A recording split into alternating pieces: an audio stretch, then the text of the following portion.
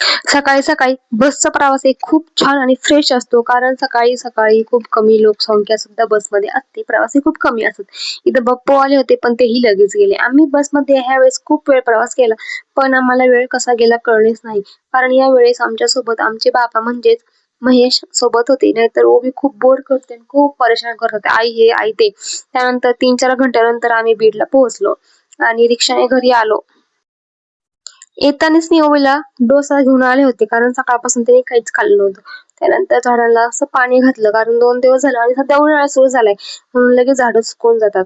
त्यानंतर इथं माझ्या मम्मीने असं मला थोडासा खाऊ दिला होता, की जो की मला सारखा देत असते, आणि त्यातला जास्त करून ओवीलाच लय दिला होता. मला तो खूपच थोडा होता.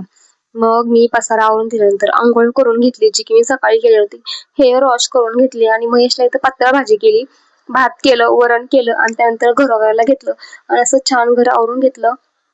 पुन्हा भेटू अशाच एका व्हिडिओमध्ये. तोपर्यंत बाय. Thanks for watching.